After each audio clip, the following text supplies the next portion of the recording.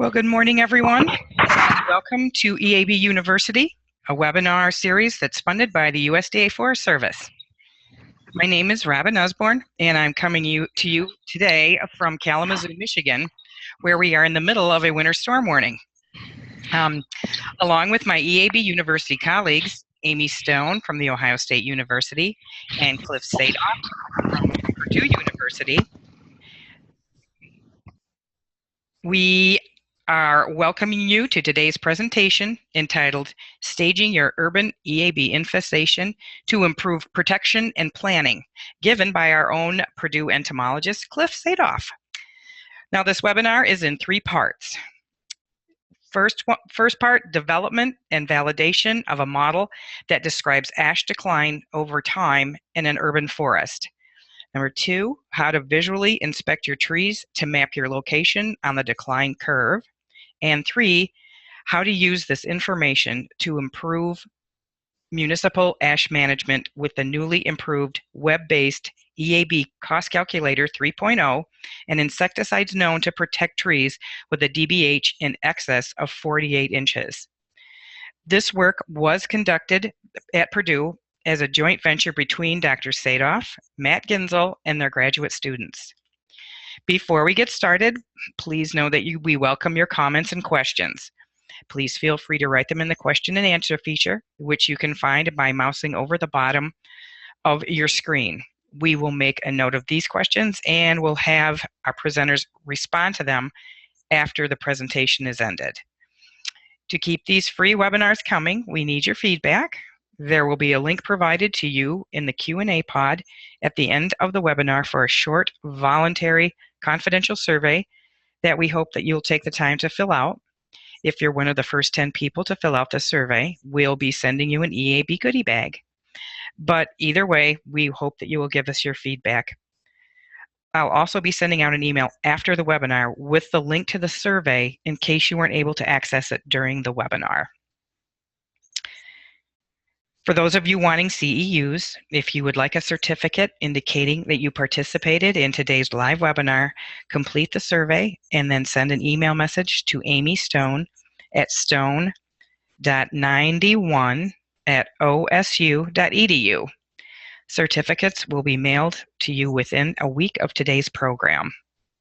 This webinar is being recorded and it will be available for viewing soon at www.emerald-4.info. You will also find the recordings for all previous EAB University webinars there. So I'm thanking you for attending today, and Cliff, you can unmute your microphone and now you can share your screen with your presentation.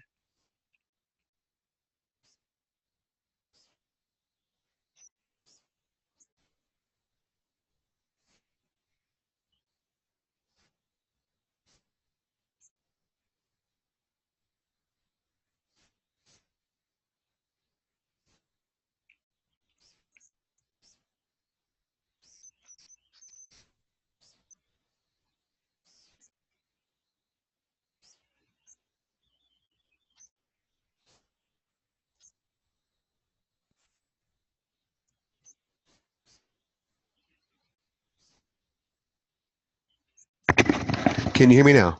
Yes, we can hear you. All right, great. Okay, thank you. Sorry for that, but it's I'm really glad to be here today and excited to share some of the new work that Matt Ginzel and I have been working on over the past couple of years. And I think the point of today is to give you the tools to take control over your emerald ash borer situation wherever you are in the emerald ash borer destruction cycle. Okay. So before I get started, I just want to acknowledge that this was not the work just of myself. I've had a lot of colleagues, including Matt Ginzel, and we've had a lot of students working on this, several municipalities in Indiana, a number of computer programmers, and of course the continuing consultations of my colleagues Dan Herms and Deb McCulloch in Ohio State and Michigan State, as well as folks in the Forest Service, and in this particular paper, specifically Bob Haight, who is an economist who has been giving me some useful advice on understanding the economics behind this. Okay, so the questions that are going to be addressed today are questions that I've been getting for a number of years. You know, the first and most common is, what happens if I do not treat my ash tree? Um, is there a size limit to ash protection? Will I have to treat the trees forever? How fast will EAB kill the ash in my city? Is my city in the cycle of ash destruction? And when is it too late to try and protect these ash trees?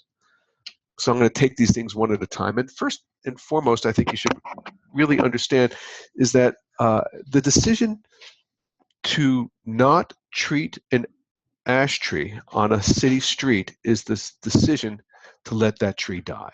Okay. There's simply no way that ash trees can escape. In this photo taken by Dan Herms, on the left you see a street in 2006, June 2006. 3 years later, the same street, and you know it's summer because the maples are in bloom. Maples have leaves. You can see that all those trees are dead. So it's like the night follows the day, the ash trees will die unless they're treated. And as you can see, it can have some horrific implications, as you see here. Why is that? It's because, as many of you know, emerald ash borer is a borer that feeds in the cambium and the phloem. And the adult beetle will lay eggs on the trunk, and the larvae will bore in. And as the larvae get bigger and bigger, as the larvae get bigger and bigger, they consume more and more of the cambium and the phloem, and then eventually they wind up etching the sapwood, okay, on this ring porous species, and they etch into this layer over here, and they prevent the ability of the tree to take up water, and then the tree basically dies. Okay, the life cycle of the emerald ash borer, just for a quick review, right now they are in, most of these things are in the J-shaped stage underneath the bark.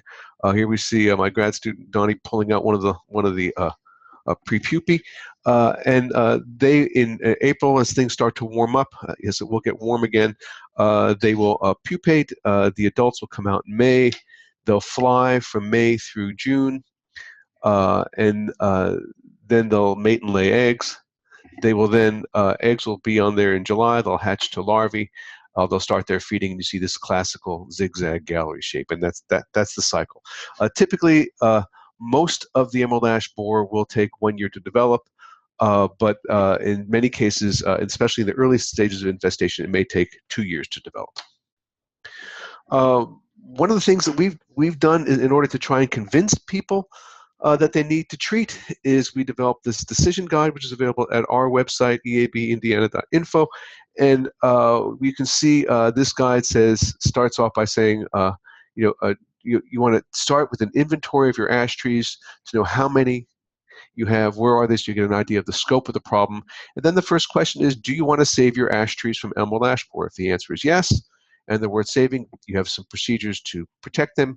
If the answer is no, we say save money because the trees are going to die, and you're going to have to pay for removing those trees, and it can be quite expensive. Okay, so this slide here that I took in August of this year, I really want to show you, try to use this to demonstrate to you that you actually can save large ash trees. These trees, you can see, have DBHs of a diameter at breast height of greater than 3 feet. These are really substantially large trees. The one on the left was treated in June of 2013 with an injection of emamectin benzoate at 5 mils per inch. Okay, that would be the medium-low rate. And then the one on the right was this one in the middle was not treated, and so it's dead. The one to the right was treated in September of 2013. And so you can see that the single treatment of 5 mils per inch, okay, while the trees were still relatively healthy, was able to keep those trees from dying.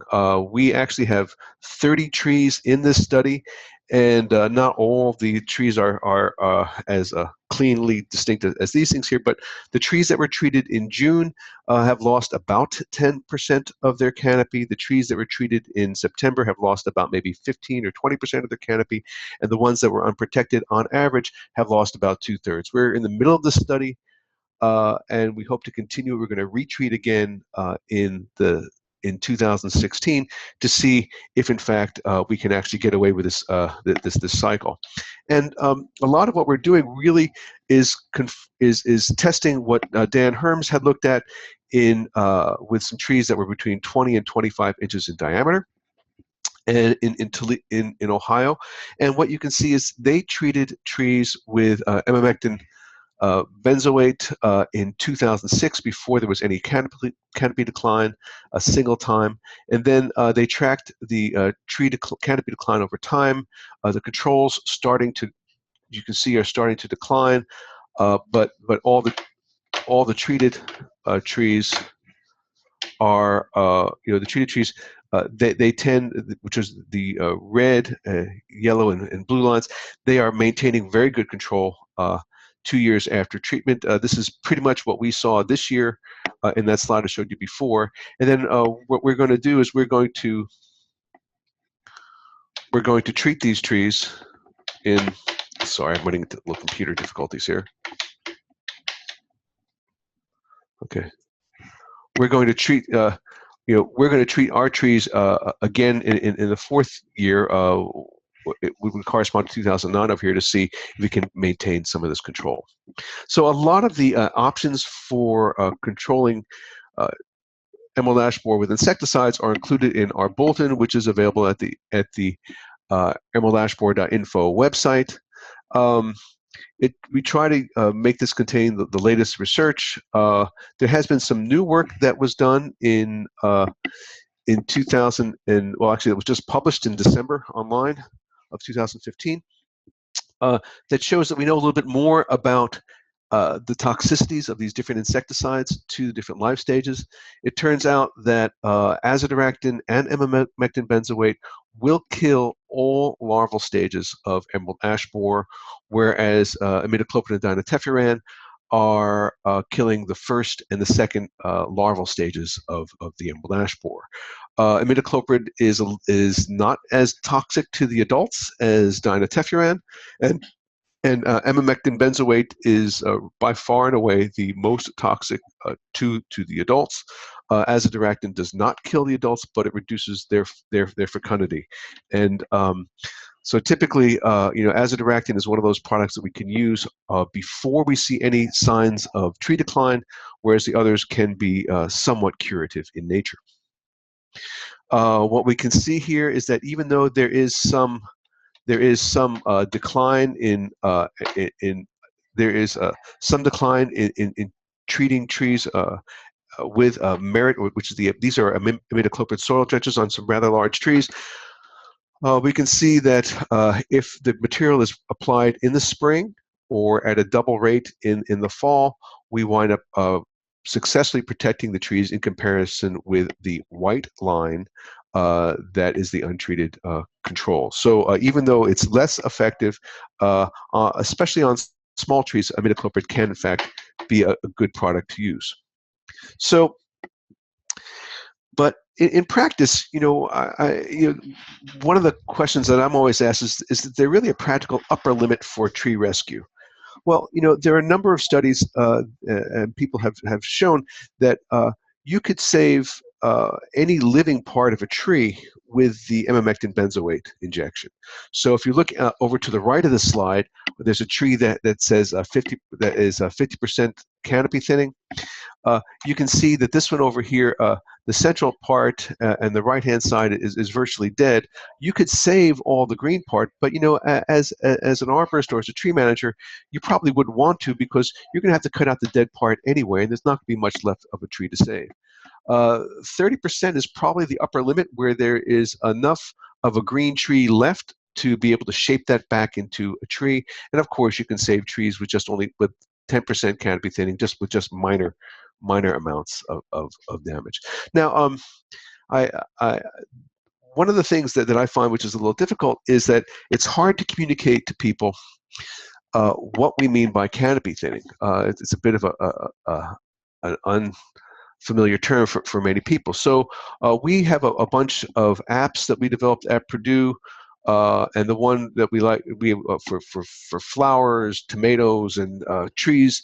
And what we did was I changed the Tree Doctor app so that we could actually provide an easy way for somebody to show pictures of different levels of damage so we can convey what the upper limit of treatment, upper limit of damage that can be tolerated is. Okay, so this is all available at PurduePlanter.com.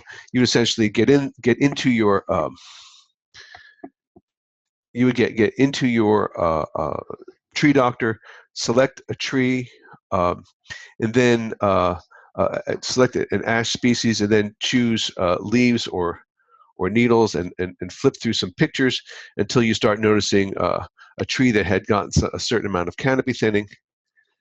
Continue on that, and you would find some clear distinctions, that you would be able to know that you did see emerald ash borer present. And then clicking onto the damage part, you could then look through information about what kind levels of damage you can see. You can see here's this same image that I showed you, although it's rectangular, it's the opposite direction. And then you could then take a look at a tree with 10% canopy thinning to say, yes, this tree is more than likely to be saved by an emerald ash borer, by a treatment with emamectin benzoate. Here, this 30% canopy tree, it has a dead leader. You could probably save it, but you might want to discuss it with your client if you really wanted to do that or not. And then, of course, we have a lot of the products that are listed. Now, we know that control is possible, but one of the questions people ask is, how can my city possibly afford it? Everybody is concerned with budgets right now, and I think one of the things I'm going to try and tell you today is that you can't afford not to treat the tree. I talked with my colleague Chad Tinkle, the forester in Fort Wayne, and he told me that if he had to do it all over again, they would have saved a lot of money by just saving their 14,000 ash trees rather than only saving 1,000 of them. And one of the ways that cities can use one way the approaches cities can use to actually reduce their costs is by bidding large numbers of trees for large numbers of trees. So that means that if you're going to bid out jobs piecemeal, your per tree cost is going to be a lot more expensive than if you have you bid out large numbers of trees in a contract, and that just basically reflects the reduced operating costs. An arborist or some company can come in there, and they can start in a neighborhood and just work all the way through, as opposed to having to make multiple trips, and that reduces their costs. And one of the things that I have here is you can see that when you have more than 150 trees, most of the bids, this is actual data that I got from cities who are using emamectin benzoate, and we found that the cost is between $4 and $6 for tree when you have more than 150 trees in your bid, whereas they're basically all over the board and can be quite high when they're less than 150 trees per bid. And so, in Chicago, they applied this approach, and, according to their webpage, more than 90% of the trees inoculated, it's a poor term, but at least treated in 2011 and 12 were viable still in September of 2014. And, they were saying that it costs $46 to treat a tree versus $1,000 to remove and replace. And, there's a 93% successful treatment rate with a 3-year interval. These are really, really good statistics. And I think if a city wants to be convinced of this, just they can look to the city of Chicago. Now, one of the questions people ask me all the time is, will I have to be treating my trees forever? And the fact of the matter is, you're going to have to protect your trees forever, but the needs are going to change over time. And let me explain this with this graph. Okay, and this graph actually borrows with some terminology from terminology developed by Deb McCulloch and her group about the concept of thinking of emerald ash borer moving through a city as an invasion wave. Okay, so there's a wave of beetles, like a tidal wave, that rolls through the city, and we're trying to protect our trees under some sort of bunker of insecticides. And so if you see the y-axis, the vertical axis here, represents the percentage of the maximum possible amount of whatever number we're looking at, and the x-axis, the horizontal axis, refers to time, how things progress over time. So if we look at these diamonds, light-colored diamonds over here, you can see that when emerald ash borer first comes in, the population takes a while to get established. Then it starts to grow. It basically, doubles over time, and then as more and more of your ash trees become affected, the emerald ash borer will eventually reach its peak.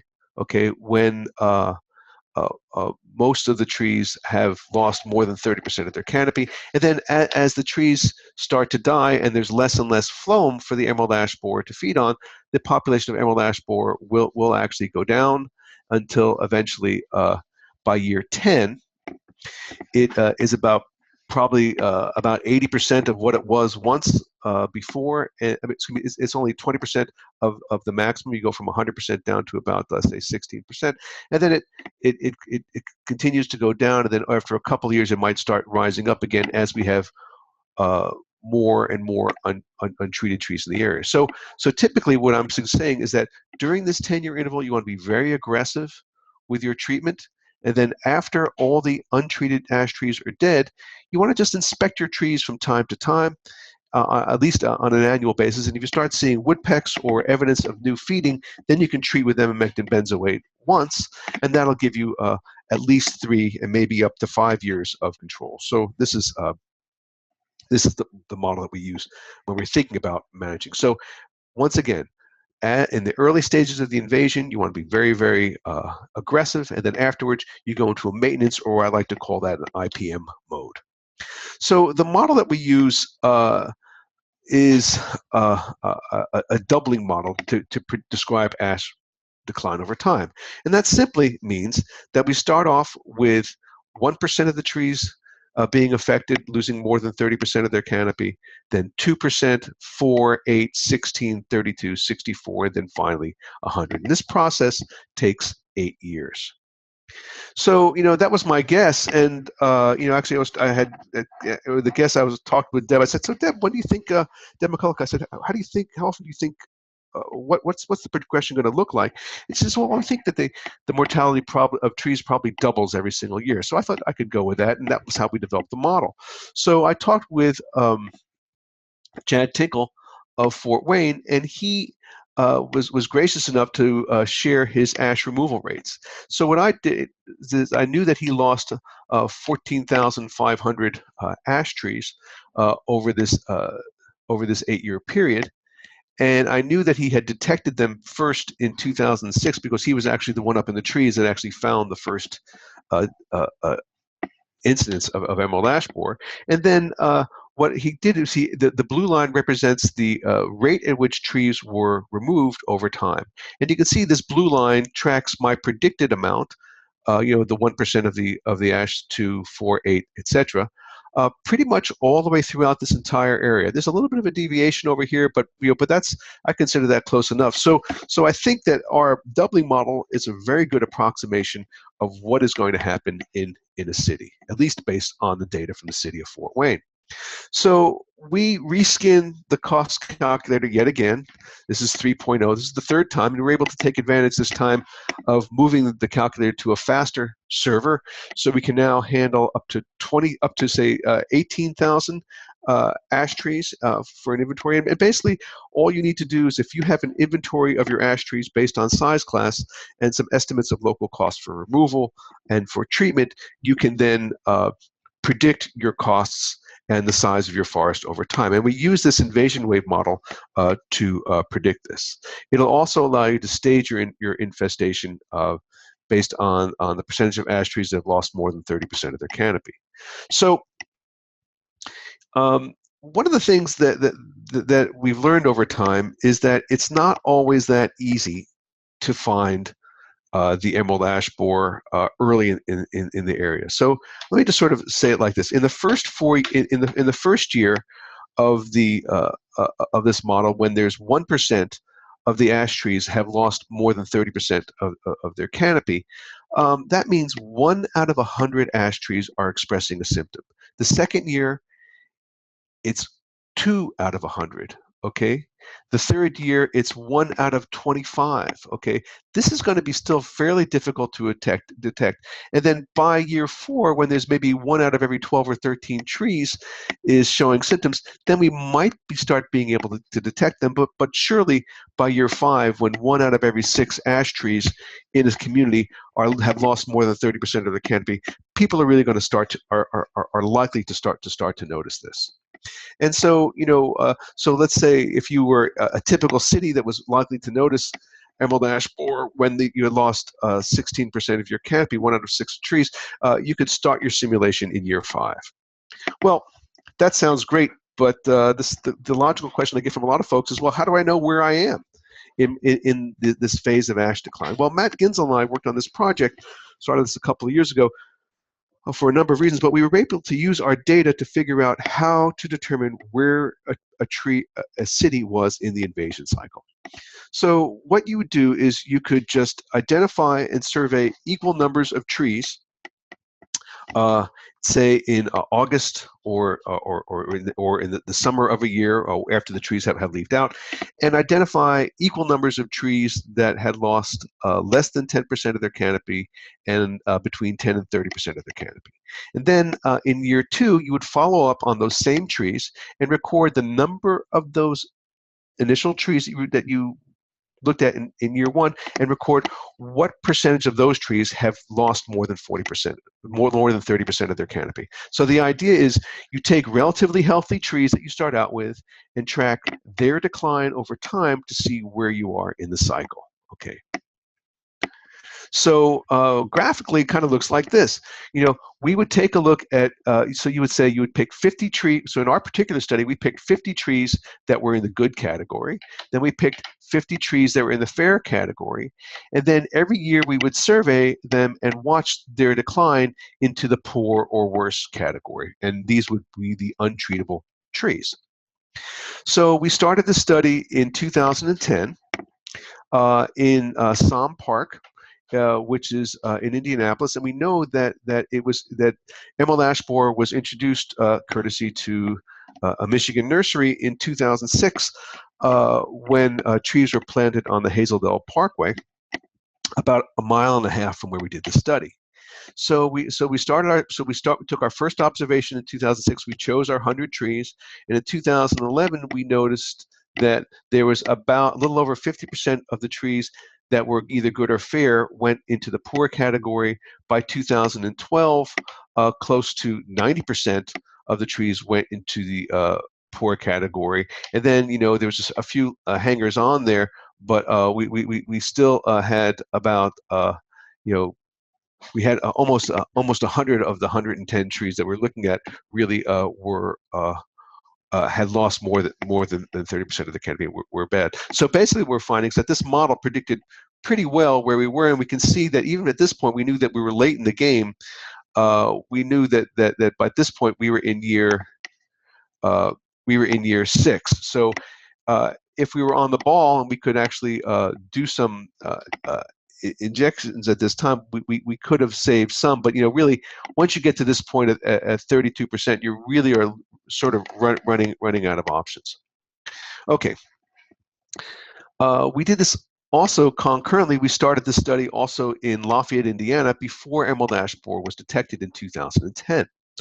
And what we did is we looked at 100 ash trees over time, and then what we found was that in 2011 we found about 4 or 5%. We found that a lot of these trees that were good or fair, some had started to decline into the poor category. Okay, 2012 we had this horrific drought, so we had a lot of tree decline, but many of the trees recovered afterwards in 2013, and then by 2014 the number of trees that become poor are tracking this predicted amount perfectly well. So this gives me pretty good confidence that our method of predicting of determining where you are in the ash decline cycle is pretty effective. Now, I can't stress enough how difficult it is to detect trees with emerald ash borer early in the infestation stage. This picture here is a picture of our mayor, Tony Rosworski, okay, and a volunteer who is working on looking at a tree. And we did a tree tagging event. And this tree was, from what I could tell at the time, it was uninfested. Well, that happened to be the first tree where that Belinda Kiger, who's actually tying this tree up here, was the first tree that actually was found to lose more than half of its canopy the following summer. So it's really difficult early in the stage, and we didn't actually notice it until 2011. Okay. So as I said earlier, once you get into year 7 and 8 of the cycle, it's pretty much a chainsaw operation.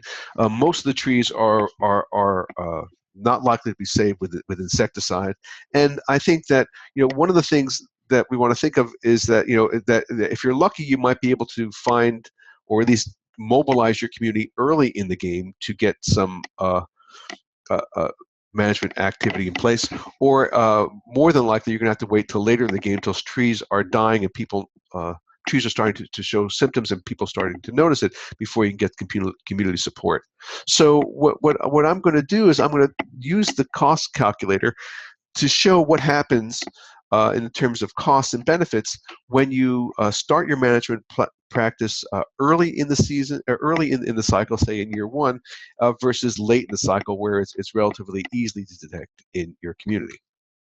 And to do this, I just used a made-up forest. And this is the same forest that's in the demonstration forest that you have in the emerald ash borer cost calculator, the 1,600 ash trees. And I'm comparing 3 strategies, which is reactively replace the ash, basically replace the unsalvageable ash as they become poor, proactively replace the ash, which means just remove them annually each year until over 7 years till all of them are gone, and then save all the ash trees with a DBH of greater than 12 inches. This is the optimal strategy that was developed by Kovacs and his colleagues to optimize previous expenditures in trees. So they would want to save the large trees, and then they would replace the small trees, which presumably had less value. The treatment assumptions here is that the cost is going to be $5 per inch for a treatment of emamectin benzoate. During the aggressive period, they'll be treated once every 3 years through year 10, and then during the maintenance phase, they'll be treated every 5 years. And it'll cost $400 to purchase and plant and stake a tree. And these are the Indianapolis prices that we're using for removal and stump grinding.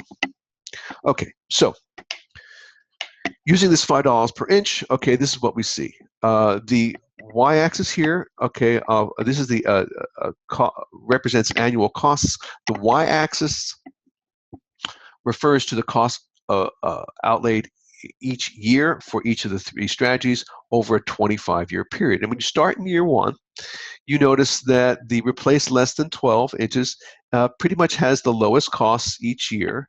And then over time, you have peaks every 5 years where you're treating, but by and large, it's the lowest amount. The proactively replace, where you're just sort of removing the ash trees before the trees are before the trees are dying, will have a somewhat higher cost, although it's not quite as high on an annual basis than if you are replacing the trees as they become unsalvageable, because here you see there's a peak in year 7 and 8 of over close to $500,000 of what it's going to cost. And this is sort of as a bit of a budget buster for a lot of different communities. So now let's say, if you would say, this is what happens if you start early in the process before emerald ash borer is detectable. But if you start later in the process, when trees are actually damage is easily detected, what you see is that you still have lower costs when you treat the larger trees, but the removal costs become compressed over a shorter period of time, and as such, they become higher. So even if you're proactively replacing, you're still about $400,000 a year for replacing your trees, as opposed to $200,000 a year. Same thing if you're reactively removing your trees, your peak cost is about $650,000 as opposed to $500,000. So clearly, it's best to start early. But if you can't, you can still save some money if you and reduce some of those peak costs if you are treating your trees.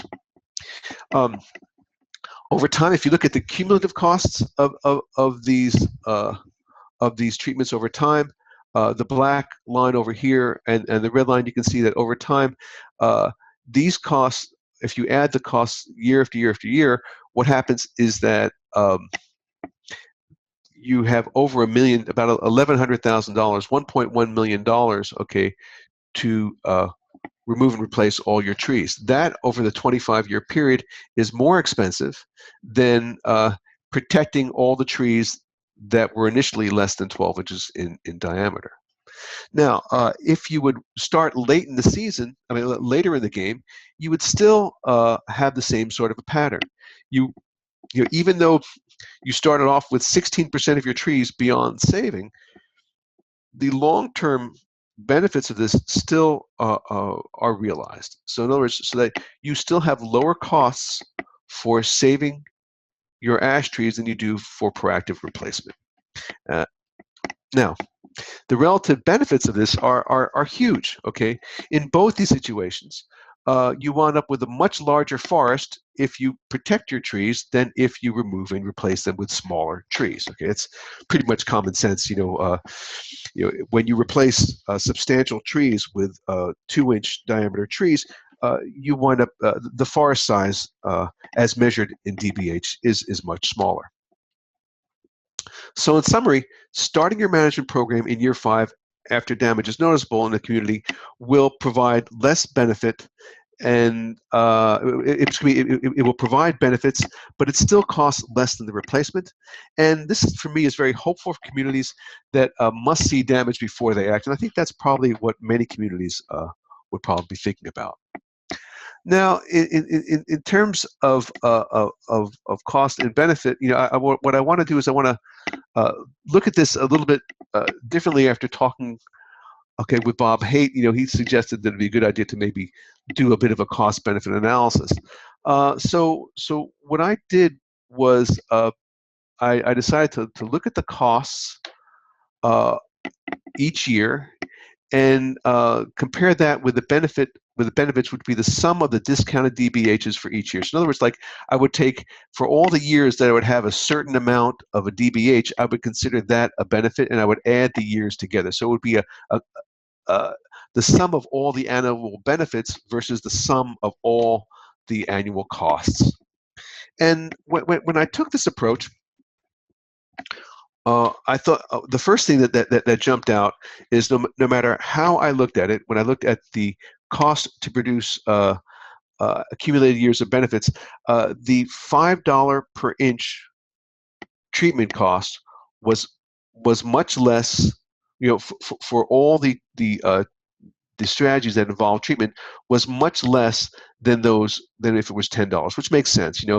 If you are paying $10 per inch, it's going to cost about $950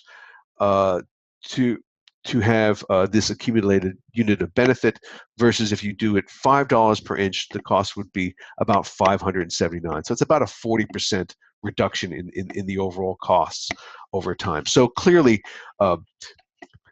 trying to get being aggressive in your bidding process and trying to get bulk discounts really is going to pay off. So what about the relative advantage of replacing protecting trees versus replacing trees? So I thought I would use proactive replacement, which would be a scenario of a city that would want to proactively remove and replace trees before trees started dying, in order to not have any risk from falling limbs and the like. And that was sort of my standard of comparing replacement versus other options. If you compare proactive replacement to reactive replacement, which means removing trees as they become less stable, they lost more than 30% of their canopy, that strategy is actually 2.5% less than proactive replacement. Basically, it's the same number. And over time, you can see that for all these situations, you've got it's about $2,000. Okay, for this measure for both the proactive and the reactive replacement. Now, if you compare that with saving just the best half of your tree, you wound up saving about 55% in costs if you save just the best half of your tree, half of your trees in your forest. If you save the best 80%, your costs are 67% lower. Okay, if you save just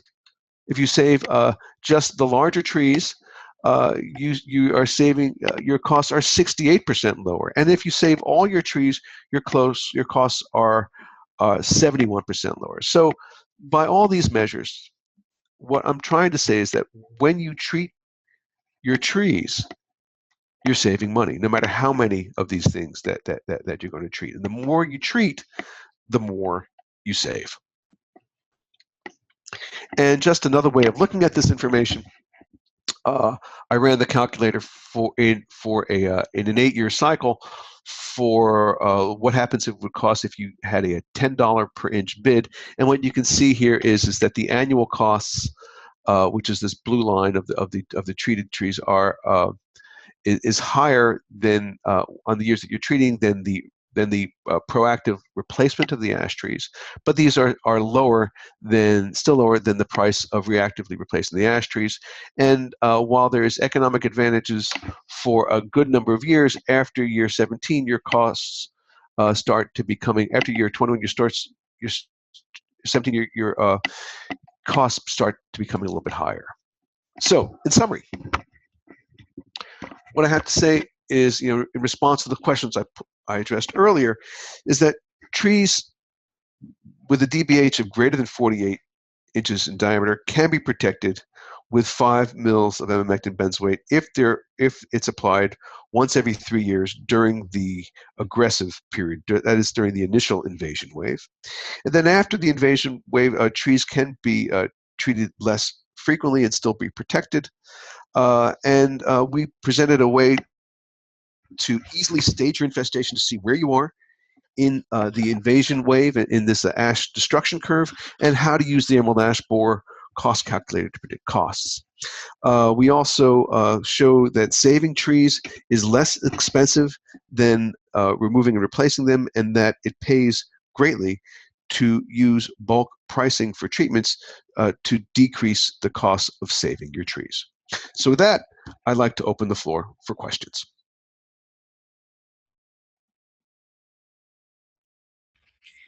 Okay, we have one from Kate Jensen.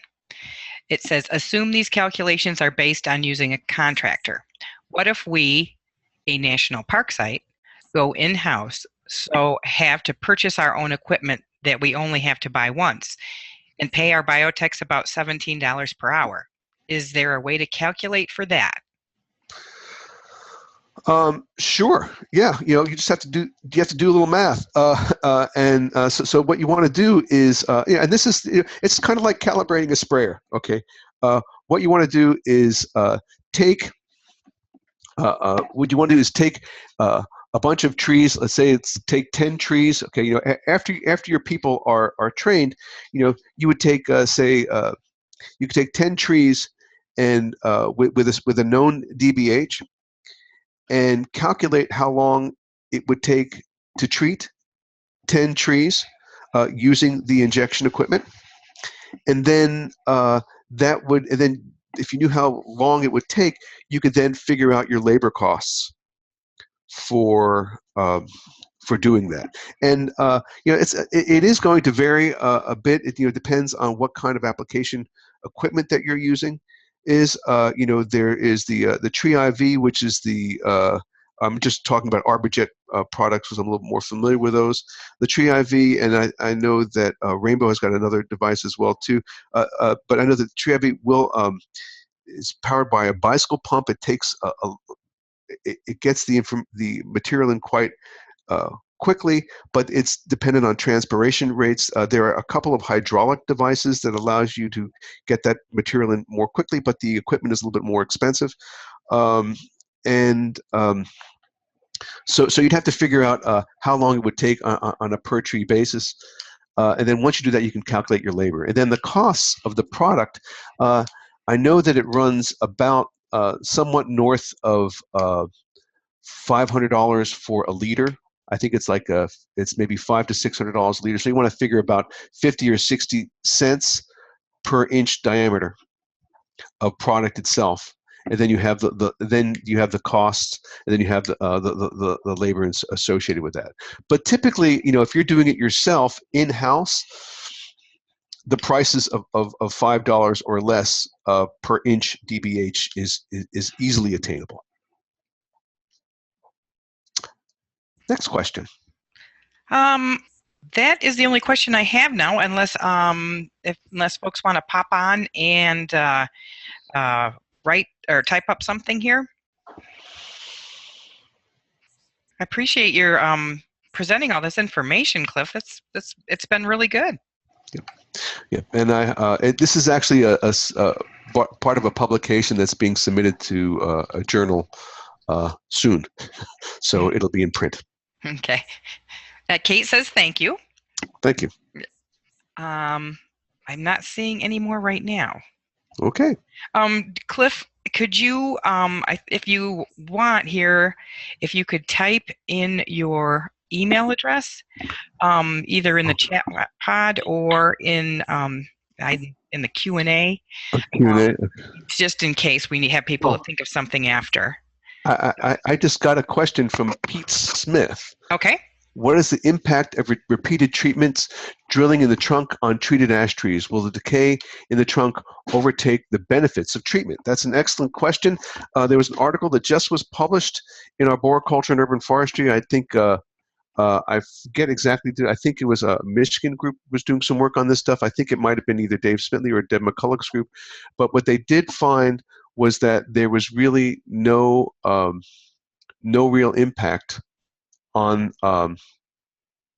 there's really no impact of this on the tree. So basically what they found is that you want to think of it like this. Imagine a tree that has twigs on the side, all right, and the twigs break. That happens all the time. The tree will heal itself. We're talking about a 3/8 of an inch hole, okay, not that much different than a small twig, okay, and they've actually done sections through the bark, and there is no significant decay. Okay, so there really is no.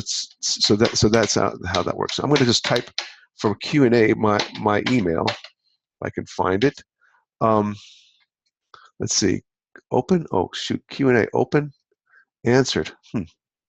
Let's try that again.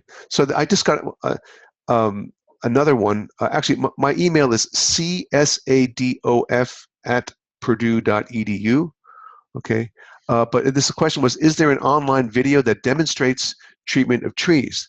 And the answer is there are many.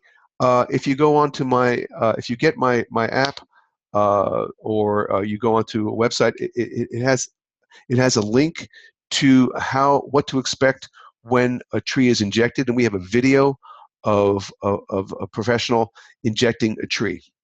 So you can actually see what's involved with that, and that's available if you go onto if you get the Tree Doctor app. There's links, and it says a link to a video of somebody injecting a tree, or you can go to eabindiana.info, and we have a link to that video there as well. Now I'm going to try and open a question Q&A. Let's see. Can I do this here? I put it in the chat pod. I'm trying to get to the chat pod. I'm having a hard time answering through the Q&A too. I guess as panelists, we're supposed to be we have something else we need to do. I don't know what it is One either. of those crazy things about Zoom that I haven't quite opened up yet here. Yeah. So I'm not seeing any more questions right at this point. If you have one, folks, type one up pretty quickly here. Okay, well, I'm looking at chats and I'm seeing hearing. Okay, I got my chat open now. Okay, and my email is csadof@purdue.edu. Okay, and I'll save the chat, and then I'm going to, is that right? Mm-hmm. And then I just sent that one over there. And now I think what I can do is I'm going to open up the YouTube. Let's see.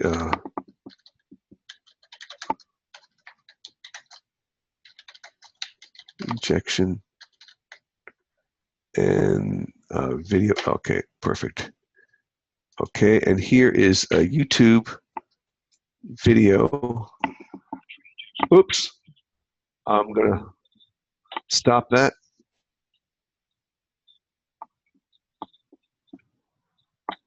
Oh, it won't let me do that. Okay, I'm sorry. Can you hear this? Okay. I don't know what I did here. Yeah, I can't hear it. So. You can't hear it? Okay. No. All right. Okay. Well, that's what the YouTube looks like, and I'm going to take that off. Okay. I apologize for that there, and I go back to the summary, I guess. Now I've really messed this okay. up. That's all right. Okay. All right. Yeah. Any more questions? Yeah. Any more questions? If not, we're going to be closing down the meeting, and I wanted to just thank Cliff and for all his help and good information, and thank you all for attending today. So again, we will keep in touch with us either via the EAB University link on the emeraldashboard.info page, or get a hold of one of us through email or phone. And I appreciate everyone showing up. I'm going to leave this open just a couple minutes because I did, oh wait, we got a couple of kids. Okay. Yes, you can view this in a later date. I just wanted to let you know that it will be posted on the EAB University YouTube channel, and there is a link for that on the emeraldashboard.info page. That link will be up a little later today because I first have to download this video, this meeting to the YouTube channel. So it takes a little bit of time. So later this afternoon, you can probably get on it and be able to look at it at a later date. I've also got the link to the survey in the chat pod for you. And if you wanted to get on that, or you might have to cut and paste that if you can, because unfortunately it isn't live on the Zoom webinar format. So unfortunately, so if you want to do that, but I will be sending this survey link out on an email that I will send you after this is over. So. All right, I think we can let you go to lunch now, and have a good day, everyone, and thanks again for joining us, and thank you, Cliff. Sure. Okay, take care, Robin. Thank you. Bye-bye. Bye.